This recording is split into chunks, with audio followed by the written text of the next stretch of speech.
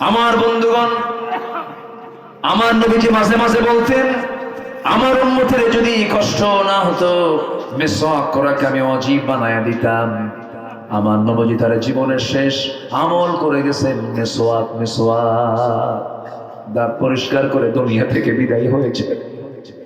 আম্মা জান আয়েশা বলে, নবীজির জীবনের শেষ প্রদীপ যখন নিভে যাবে, নবীজি প্রচন্ড অসুস্থ, কোন স্ত্রী ঘর তিনি পছন্দ না করে আমার ঘরটা তিনি অধিক পছন্দ করলেন।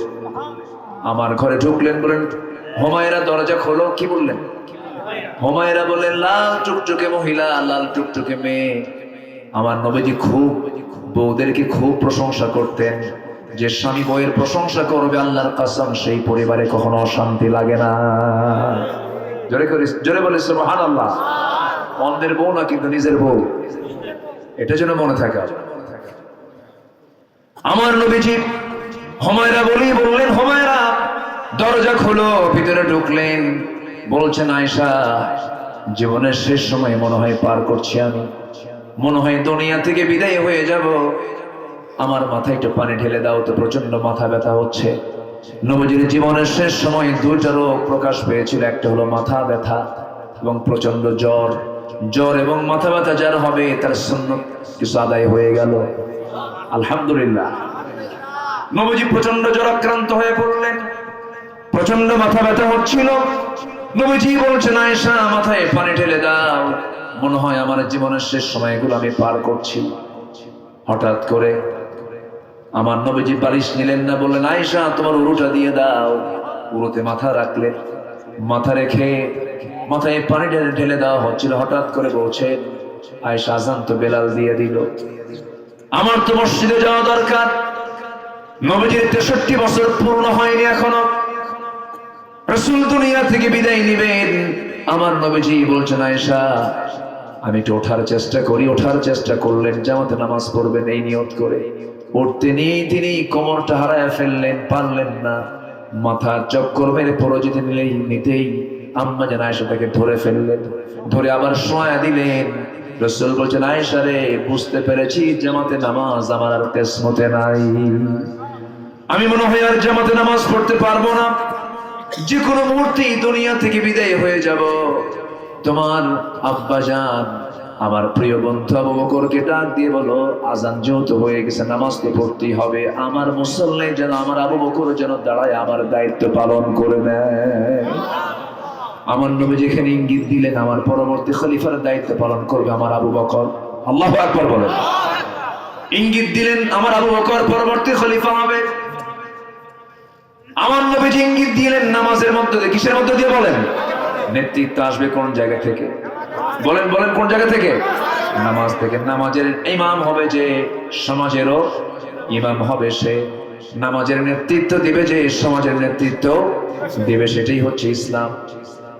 সাইয়েদনা আবু বকর সিদ্দিক রাদিয়াল্লাহু আনহু যখন নামাজে দাঁড়ায় গেলেন, নামাজ শুরু করেছেন, সাহাবে কেরামদের মধ্যে হাউমাউ কান্নার আওয়াজ শুরু হয়ে গেছে। বাচ্চাদের মতো ডুকরে ডুকরে সাহাবীরা কাঁদে।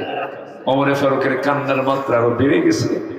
উনি তো অস্থির চিত্তে তারা ছিলেন, খুব আবেগী ছিলেন। একদিকে যেমন রাগ ছিল, আরেকদিকে প্রচুর মনটা নরম ছিল। যারা রাগী মানুষ হয় তাদের মনটা নরম হয়। সাইয়েদনা ওমর ফারুক কান্নায় ভেঙে পড়লেন। আমার নবীজি বলছেন, আয়েশা আমার সাহাবীরা কান্দে, আমাকে ধরো তো।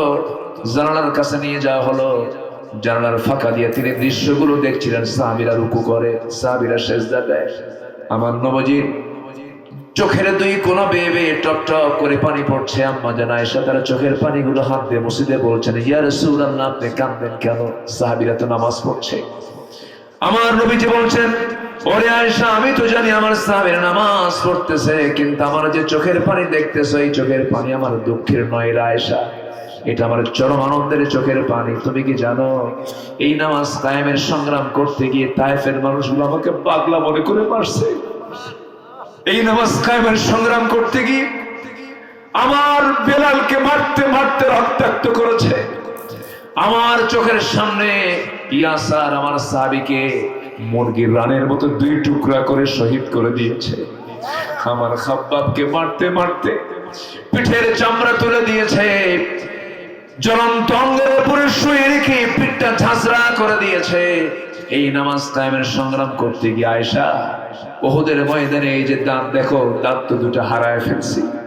এই নামাজ কায়েমের সংগ্রাম করতে গিয়ে ওরে আয়েশা, এই যে আজকে কোমর সোজা করতে পারি না, ওই খন্দকের পরীক্ষা খনন করতে গিয়া কোমরটা হারাইছি।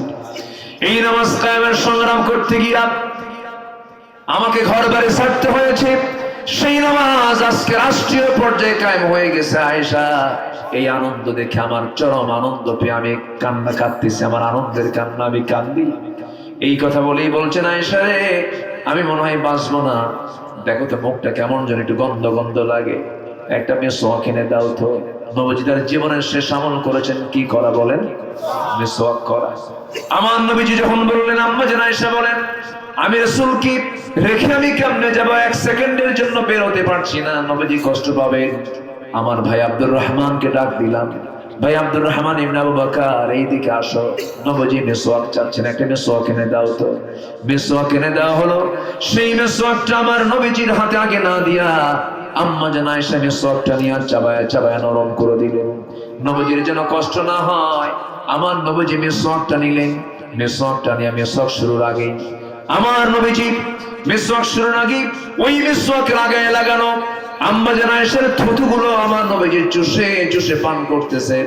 আর মুস্কি মুস্কি হাসি মেরে বলছে, আয়েশা রে, শেষ মুহূর্তে আমি তোমার কিছু হক আদায় করার চেষ্টা করলাম। আয়েশা, আমি তোমাকে দারুণ মহব্বত করি, আমি তোমাকে দারুণ ভালোবাসি, আমি তোমাকে দারুণ পছন্দ করি। এরপর আমার নবীজি মেসওয়াক শুরু করে দিন। মেসওয়াক সম্পূর্ণ করে বলছে, আয়েশা রে, মনে হয় বাঁচবো না, দুনিয়া থেকে বিদায় নেব।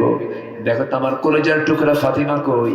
আমার নবীজি 3টা দিন, জীবনে কোনোদিন 3টা দিন পার হতে দেন নাই। ফাতিমাকে না দেখে তিনি থাকতে পারতেন না। বিয়ে দিয়েছেন, বিয়ের পরেও 3টা দিন পার হতে দেন নাই। তিনি নিজের জামাই বাড়ি গিয়ে নিজের মেয়ে ফাতিমাকে দেখে আসতেন। জোরে বলেন সুবহানাল্লাহ। আল্লাহ রাব্বুল আলামিন আদম আলাইহিস সালামকে ডাক দিয়েছেন, ইয়া আদম উসকুন আনতা ওয়া যাওজুকাল জান্নাহ। দেখেছেন, ওয়া মা তিলকা বিয়ামিনিকা ইয়া মূসা।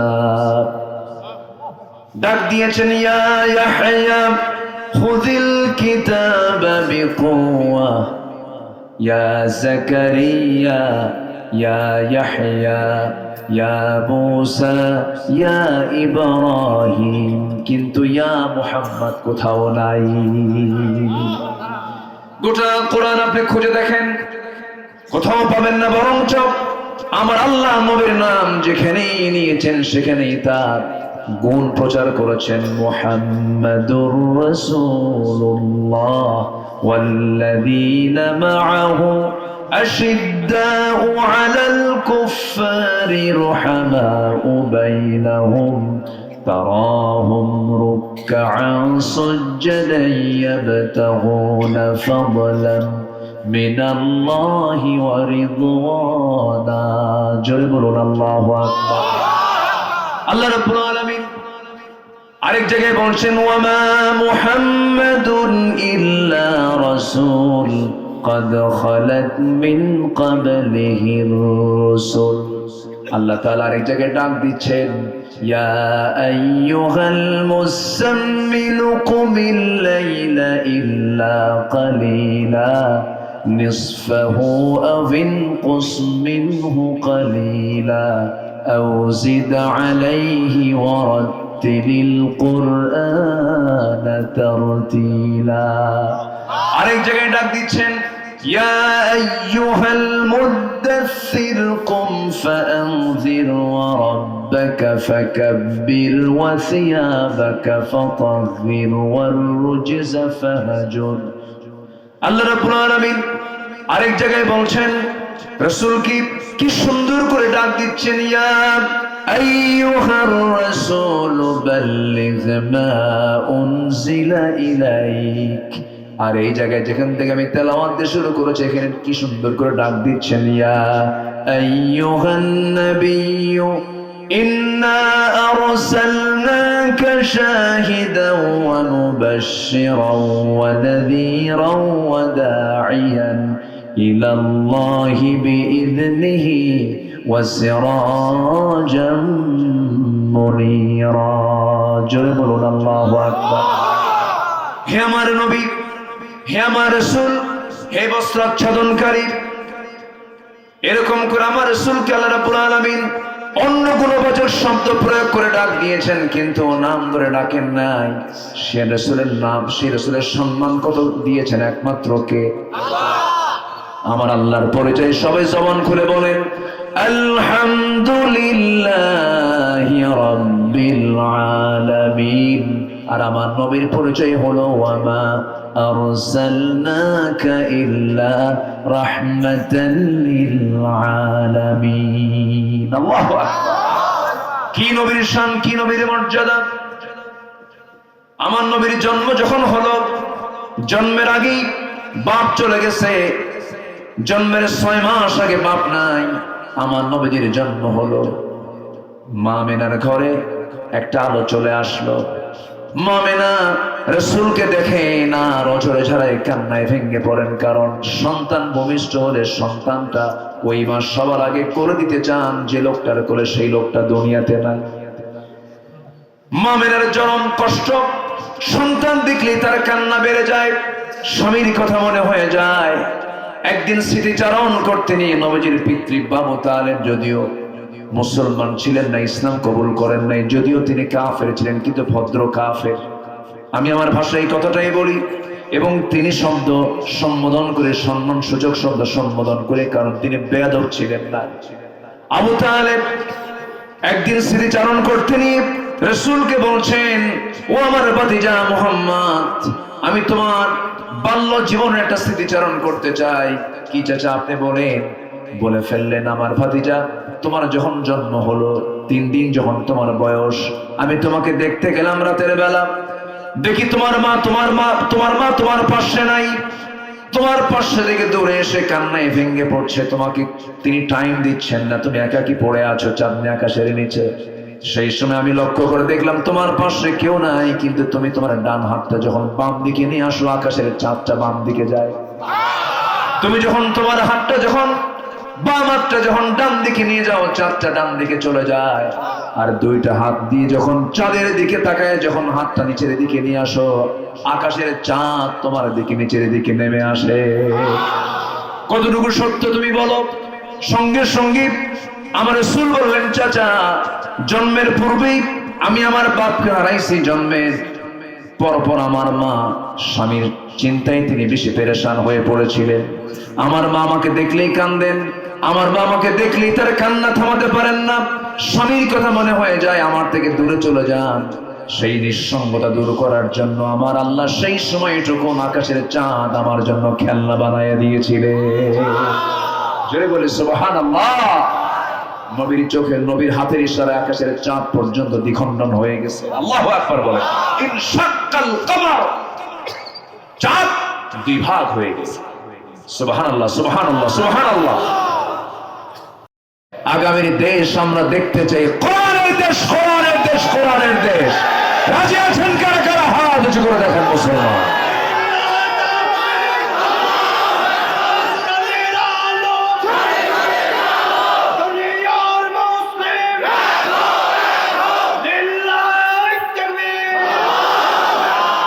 আল্লাহ কবুল করুন, আল্লাহ কবুল করুন, আল্লাহ কবুল করুন। সম্মানিত ভাইয়েরা, বুক উঁচু করে কথা বলেছি সব সময়, শুধু এখন না, 5 আগস্টের পরে না, আগেও বলেছি। আমার আলোচনা যারা শুনেছেন, একটা দিনের জন্য আমি হক কথা বলা বন্ধ রাখিনি। দেশ থেকে পালাইও নি, দেশ থেকে যাইও নাই কোথাও। কথাটা শুনবেন ভালো করে। 2009 সালে আমার জীবনের ফার্স্ট হজের সফর হয়। সেই সফরে আমি প্রথম হজে যাই 2009। সেইবার জীবনের লাস্ট হজের সফর ছিল হলো আল্লামা সাইদ রাহিমাহুল্লাহ। উনি সর্বশেষ হজ করার সুযোগ পেয়েছেন সেই বছর। আমার প্রথম, ওনার শেষ। উনি হজে গেলেন। এরপরে তো 2010-এর 30শে জুন তিনি গ্রেফতার হলেন। তো সেই হজের সফরে হুজুরকে বলা হলো, দেশে মামলা চলে, অবস্থা খুব খারাপ, বেগতিক, অন্যদিকে চলে যাচ্ছে, বিভিন্ন চক্রান্ত চলছে। তখন টিপাই মুখে বাদ, এটার বিরুদ্ধে চূড়ান্ত আন্দোলন চলছিল। কি করা যায়? ওনাকে পরামর্শ দেওয়া হলো আপনি দেশেই থেকে যান, আপনাকে সৌদি নাগরিকত্ব দিয়ে দিব। উনি বললেন আমার দলের কর্মীরা মানবতার জীবন যাপন করবে, নির্যাতিত হবে, মার খাবে, তারা রক্তাক্ত হবে, আর আমি বিদেশের মাটিতে আরামে থাকবো। এই চরিত্র আমার রাসূল আমাকে শিখান নাই। সুবহানাল্লাহ বলবেন না? উনি থাকতে পারতেন ইচ্ছা করলে, আরামে জীবন যাপন করতে পারতেন। এসেই ওই যে জেলখানায় ঢুকেছেন, তিনি কারো কাছে মাথা নত করেননি, তিনি দলও ছাড়েন নাই, কারো কাছে মুসলেকে দেন নাই। একটা দিনের জন্য তার চেহারায় কোনো কান্নার ছাপ পাওয়া যায়নি। শেষ বিদায়টা নিয়েছেন কান্না দিয়ে না হাসি দিয়ে? আমরা কেঁদেছি, উনি হেসেছেন। সফল সফল সফল। সম্মানিত ভাইয়েরা, সম্মানিত বন্ধুগণ, এই নির্যাতন, নিপীড়ন, এই অত্যাচারগুলো যে হয়েছে, 5 অগাস্টের এই পরিবর্তন এমনি এমনি আসে নাই। অসংখ্য মাজলুমের চোখের পানিতে চাই নামাজ ভিজে গেছে, বালিশ ভিজে গেছে, ঘুম হয়নি। যারা ভিতরে থেকেছেন তারাই বোঝেন ভিতরে থাকার কষ্ট যাতনাগুলো কেমন। আমি ইনসাইডে ছিলাম, জেলখানায় ছিলাম, কোনো দোষ ছিল না আমার, কিচ্ছু করিনি, আমি কোনো দোষ করিনি। আমি শুধু দোষ করেছি কি জানেন? তাদের চোখে আমি কোরআন থেকে কিছু কথা বলেছি। আবু ইউসুফ আমাকে যখন গ্রেফতার করা সেদিন সে ছিল আমার সাথে, আমাকে ধরে নিয়ে গেল হ্যান্ডকাফ লাগায়া, সে কাঁদতেছে আমাকে দেখে। আমি বললাম তুমি কান্দো কেন? আমাকে ধরে নিয়ে চলে গেল, বাড়ি থেকে বাড়ি ঘেরাও করে থানায় নিয়ে গেল। ওসি সাহেব বলল হুজুর আপনার ওয়াজ শুনি আমি কান্দি, আমি আপনার খুব ভক্ত, আপনার ওয়াজ শুনি কি করবেন? ধরে আনতে বাধ্য হলাম, চাকরি বাঁচান্ত ফরজ। আমি বললাম ইমান বাঁচান্ত নফল। কি বলবো আর বলে, মামলা খান দিয়া ঢুকায় দিল জেলখানায়। ঢুকলাম ভিতরে, এক মুরব্বীর চাচার বয়স 85 বছর, আমাকে দেখিয়ে লম্বা খান সালাম দিয়ে বলে হুজুর আপনি জেলখানায় আসছেন? খুব খুশি হলাম। বললাম খুশি হয় কেউ কোনোদিন জেলখানায় ঢুকলে? তো বলতেছে হুজুর ওয়াজ শুনতে যেতাম আপনার অনেক দূর থেকে, মুসাফা হয় না, মোয়ানাকা হয় না, একটু গল্প হয় না, তো কত সুন্দর করে ভিতরে থাকেন, ভালো করে থাকেন, গল্প হবে। আমি চাচাকে বললাম চাচা আপনার এই জায়গায় ঠোকার কারণ কি? এই 85 বছর বয়সে তো আপনার নাতিপুতির সঙ্গে থাকার কথা। বলে বাবা বোমা হামলা, বোমা হামলা মানে আমি নাকি এই হাত দিয়ে বোমা মারছি? 85 বছর বয়সের এই বুড়া মানুষের হাতে নাকি বোমা মারা, এটা একটা নাটক না বলেন তো? এরকম অসংখ্য নাটক মঞ্চস্থ হয়েছে এই 16 বছর। ফেরাউন বেঁচে ছিল 1600 বছর, আর এরা ছিল হলো 16 বছর। মিল দেখছে? সংখ্যার যে মিল কেমনে হলো বুঝলাম না। হ্যাঁ, চরিত্র কিন্তু একই, দুটার রোগ কিন্তু একটাই ছিল। ফেরাউনের রোগ হলো জনগণ মানুক আর না মানুক ক্ষমতা ছাড়বো না, প্রয়োজনে ছেলে সন্তান মাইরা সব শেষ করে দেবে। মানে নাই ইউযাববিহুনা আবনাআকুম ওয়া ইস্তাহইয়ুনা নিসাআকুম, সব হত্যা করেছে ছেলে সন্তানগুলোকে, মেরে শেষ করে তাও ক্ষমতা, এমনকি বউ শুনতে মারছে। কম কথা, ক্ষমতায় থাকতে হবে। এদের রোগ কোনটা ছিল বলে? কি রোগ কি 2 রকম না 1 রকম? এই জন্য পতনের কারণটাও, পতনটাও হয়েছে 2 রকম ভাবে, 1 রকম ভাবে। বুঝে নিতে হয়, রোগ যদি এক হয় পতন তো ওই একই ভাবে হবে। বোঝেই নেই, 2 রোগের একই ওষুধ। দেখছেন ওয়াজ কি শুধু আমি পারি? কি সুন্দর করে মিলায়। হ্যাঁ, সম্মানিত ভাইয়েরা, আসি আলাইহিস সালাতু ওয়াস সালাম বললেন স্বামী আমার আপনি আমার দিকে তাকায় থাকেন কেন? কি হয়েছে? লাল চোখ নিয়ে বলতেছে শুনলাম তুমি নাকি কালেমা পড়ছো, কি এটাকে আপনি দোষ মনে করতেছেন? এটা তো ভাগ্যের ব্যাপার, আপনিও কালেমা পড়েন। যেরকম সুবহানাল্লাহ। ইমানদারদের কোনো ভয় আছে? কোনো ভয় আছে? ঢেকে স্বর্গে গেলেও ধান বানে আছে নাকি এলাকার কাছে? আছে, আলহামদুলিল্লাহ বলে। গোবিন্দগঞ্জ হাইরে কত মাহফিলে যে খুব সমস্যা করেছে, অনেক মাহফিলে বাধা দিয়েছে। সে অধ্যক্ষরা কোথায়? হ্যাঁ, কি রাগ করতেছেন নাকি আপনারা? একজন শিক্ষাবিদ, একজন শিক্ষক কখনো সন্ত্রাস হতে পারে না, সন্ত্রাস কখনো শিক্ষক হতে পারে না।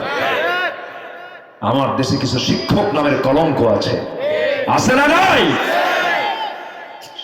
শিক্ষকের নামটা তারা নষ্ট করেছে। শিক্ষকের জায়গাটা কত সম্মানের। বুইসতু মুআল্লিমান, রাসূল বলেছেন আমি পৃথিবীতে এসেছি শিক্ষক হয়ে। শিক্ষক বেনামাজি হয়? শিক্ষক গাঁজাখোর হয়? শিক্ষক লুটপাটকারী হয়? শিক্ষক সন্ত্রাসী হয়? শিক্ষক গুলি করে? কোথায় তারা এখন? বাড়িওয়ালার 1 রাত, চোরের 10 রাত। চোর 10 রাত পেতে পারে, কিন্তু বাড়িওয়ালা 1টা রাত কিন্তু পায়, ঠিক কিনা? আমরা বাড়িওয়ালা হব, আমরা চোরের কাতারে যাব না। জোরে বলি ইনশাআল্লাহ, জোরে বলি ইনশাআল্লাহ। অনেক কথা আছে, আস্তে আস্তে করে শোনাবো। সবাই শুনতে রাজি আছেন তো?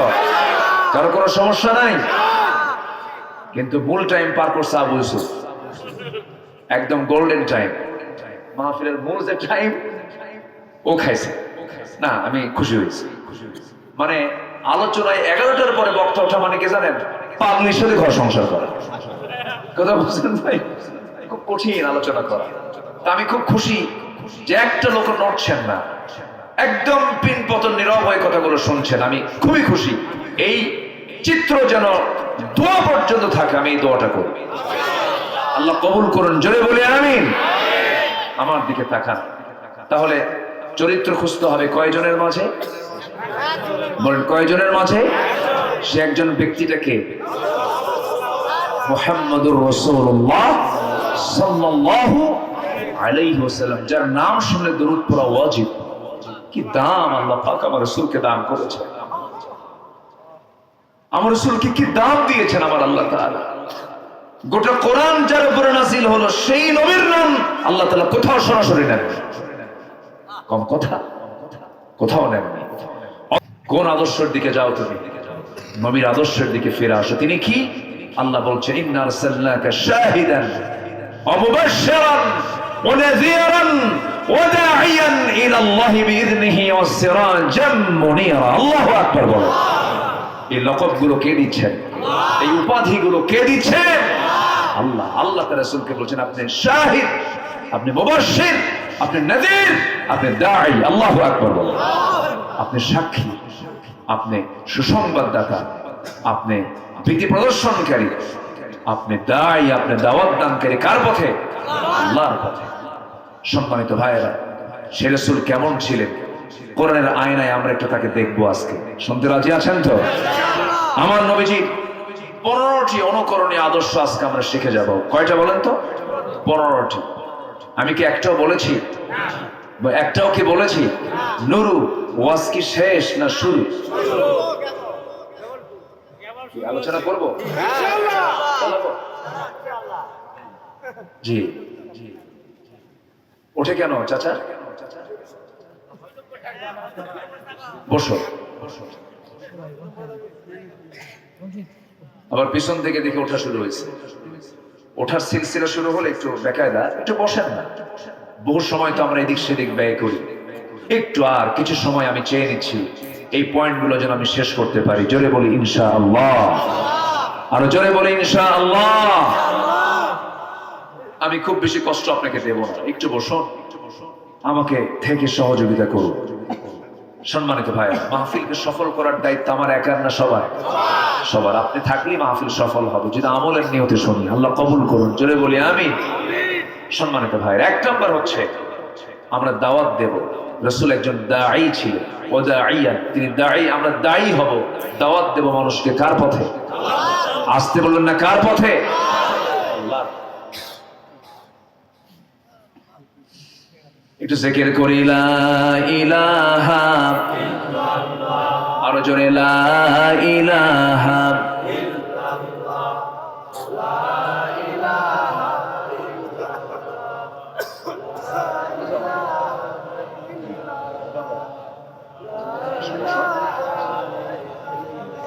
ঠিক আছে, আবার আসো, আরো জোরে লা ইলাহা লা ইলাহা ইল্লাল্লাহ মুহাম্মাদুর রাসূলুল্লাহ সাল্লাল্লাহু। আমি কিন্তু আবু ইউসুফকে ছুটি দেইনি, ওই যে জামাটা রেখে দিছি, যাওয়ার কোনো কায়দা নেই। আবার আসবে ইনশাআল্লাহ, ইনশাআল্লাহ বলে।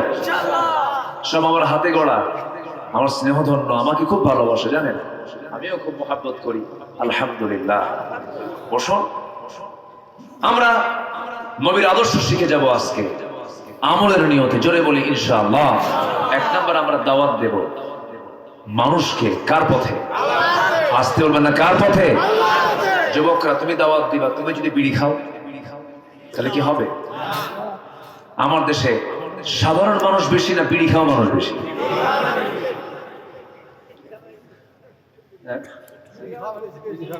এত বিড়ি খায়, মানে কি যে নেশা, কি পরিমাণ যে টানে, কি যে লাঞ্চের উপরে মানে চাপ দেয়। লাঞ্চটা তো ওর তো একটা স্বস্তির নিঃশ্বাস ফেলা দরকার। আল্লাহ দিছে সুস্থ লাঞ্চ, খাইয়া লাঞ্চটা পচায় ফেলে। দোষ কার? দেখেন অনেকে বুঝছে আল্লাহ, এই ভালো করে দোষ, আপনি খাবেন আল্লাহর দোষ হবে। কাশিয়ার কয় আল্লাহ আমার লাঞ্চটা ঠিক করে দাও, বিড়ি খেয়েছে কিন্তু উনি, আল্লাহ রেখে আল্লাহ তুমি আমার লাঞ্চ ঠিক করে দাও। কি টানা টানে! এই পর্যন্ত যতবার বাজেট হয়েছে প্রত্যেকটা বাজেটে অর্থমন্ত্রী বিড়ির দাম বাড়াইছে, কিছু না কিছু বাড়াইছে। কিন্তু যারা বিড়ি খায় তারা বলে মন্ত্রী মশাই তুমি যতই বাড়াও না কেন কাম হবে না, বাড়ি বেশি হলেও খাবো। কি ঠিক আছে না? সামান্য বিড়িটাই ছাড়তে পারি না আমরা, আমরা কি করব বলেন? মার পেটের মধ্যে যখন ছিলাম আল্লাহ পাক আমাকে মার মাসিক অসিক বন্ধ করে দিয়ে ওই রক্তগুলো খাওয়ায় দিয়েছেন। মুখ দিয়া না তার দিয়া? মানে মুখ দিয়া না নাভি দিয়া? তারের সঙ্গে তার মিলাইয়া দিয়েছেন। কেন জানেন? বান্দা ওই মুখে এই খাবার দেব না, কারণ ওই মুখে আমার নামের জিকির হবে তোর মুখ থেকে। জোরে বলেন সুবহানাল্লাহ। সারাদিন বিড়ি দিয়ে ঘুতা। আমার মাহফিল এসে প্রশ্ন করে হুজুর বিড়ি খাওয়া কি জায়েজ আছে? মানে উনি জায়েজের চেষ্টায় আছেন যে কেমনে এটা জায়েজ করা যায়। আমরা খাবো না। সেদিন কোথা থেকে যেন আসতেছিলাম, হাই রে, মানে যে একটা মেলা মেলা ভাব, মানে ওখান থেকে মনে হয় ইটের ভাটা ফেল, এইরকম ধোঁয়া আসতেছে, মানে ধাক্কা মারে শুধু। এত খাওয়া খায় না। ধোঁয়া এবং আগুন এটা কোনটাই জান্নাতের নিদর্শন নয়। ধোঁয়া আগুন জান্নাতে থাকবে না। ধোঁয়া এবং আগুন থাকবে কোথায়? বলেন কোথায় থাকবে? জাহান্নামে। বিড়ি খাওয়া জায়েজ না জায়েজ এগুলো প্রশ্ন করবেনই না। যেটা আপনার খাইলে পরে আপনার জীবন শেষ হয়, আপনি এটাকে আপনি কেমনে জায়েজের চেষ্টা করেন? কি ঠিক আছে কিনা বলেন? অনেকে পান খান, পান খান সমস্যা নেই। পান এটা গাছের পাতা, পান খেলে এটা পানের রস, গাছের পাতার রস স্টমাকের জন্য, হজমের জন্য অনেক সময় উপকার করে, ভালো। পান আপনি খান, কিন্তু পানের সাথে আবার হাকিমপুরি রহমতুল্লাহ আলাইহি খান। প্রশ্ন তো এই জায়গায়, আমার কথা কি বুঝে আসে? ভাববেন না আমি কাউরে বাদ দিচ্ছি, সবাইকে ধরে ফেলতেছে। কোনটাই কম না, কেউ ডাইরেক্ট মারে, কেউ পুরা মারে। এগুলো দরকার নাই, কোন নেশার দিকে আমরা যাবো না। জোরে বলি ইনশাআল্লাহ। অনেকে গুল মারে, গুল আছে কিনা? গুল ভিতরের মধ্যে ঠোঁটের তলে দিয়া বাথরুমে যায়, এরকম করে এরকম করে, আর বাথরুম সারা। মানুষ আপনি আশরাফুল মাখলুকাত, আপনি এত নিচে নামলেন, মুখও কাজ করে নিচেও কাজ করে, এটি কোনো কথা? বলেন তো আমাকে এই কথার মধ্যে কি কিছু চিন্তার খোরাক আছে না নাই? চিন্তার খোরাক আছে না নাই? একটু মানুষ হতে শিখি আমরা, একটু মানুষ হই আমরা। আল্লাহ কবুল করুন, জোরে বলি আমিন। অভ্যাসগুলো পাল্টাই। আমার নবীজির পকেটে থাকতো চিরুনি, মাথায় চুল আঁচড়াতেন। আমার নবীজির পকেটে থাকতো আতর, আতর লাগাতেন যেন কারো দুর্গন্ধ কারো নাকি গিয়ে ধাক্কা না লাগে। আমার নবীজি পকেটের মধ্যে রাখতেন হচ্ছে মিসওয়াক, যেন আমার নবীজির কোনো মানে মুখের দুর্গন্ধে যেন কারো যেন কষ্ট না হয়। আমি চেষ্টা করি এই তিনটে জিনিস রাখার জন্য, মুস্তন, চিরুনি, আতর আর কি দেখে মেসওয়াক আছে তো, মেসওয়াক কই তাড়াতাড়ি বের হোক, এই মেসওয়াক, চিরুনি, আতর, এই তিনটা জিনিস রেখেছেন সর্বক্ষণ নবী মুহাম্মদুর রাসূলুল্লাহ। অপরিচ্ছন্নতা না পরিচ্ছন্নতা, এলোমেলো না সাজানো, সাজানো। চুল বড় ছিল আমার নবীজি। আম্মা জান আয়েশা বলেন আমার নবীজির চুলকে কখনো আমি এলোমেলো পাই নাই। আল্লাহু আকবার বলেন। চুল তিনি আঁচড়ায় দুই পাশ ছেড়ে দিতেন। বিশ্বনবী বিশ্বমানের মানুষ ছিলেন, তার প্রত্যেকটা দিক ছিল আদর্শ। আল্লাহু আকবার বলেন। স্ট্যান্ডার্ড কোয়ালিটির মানুষ ছিলেন তিনি। আমরা তার উম্মত। কোন সাজগোজ নাই, কিচ্ছু নাই। বিড়ি খাইয়া ঠোঁট কেলিয়ে কুসকুসা, ঠোঁট দেখলে মনে হয় বিড়ি খোর। ঠিক আছে না? রাগ করতেছেন নাকি? পানটা খায়া, পান খান আপনি, পান খায়া সাদা দাঁত, তরমুজের বিসি, এটা কি? হ্যাঁ, রং দেওয়া বিসি। আল্লাহ আমাদেরকে বাঁচান বদভ্যাস থেকে। জোরে বলি আমিন।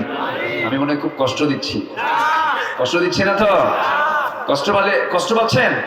এগুলো কথা একটু বলা দরকার। আমরা রাসূলের সিরাত নিয়ে আলোচনা করছি, আপনি দাওয়াত দিতে যাবেন, একদম মুখ ভরা বিড়ির গন্ধ, ও তো শুনবি না কোথাও।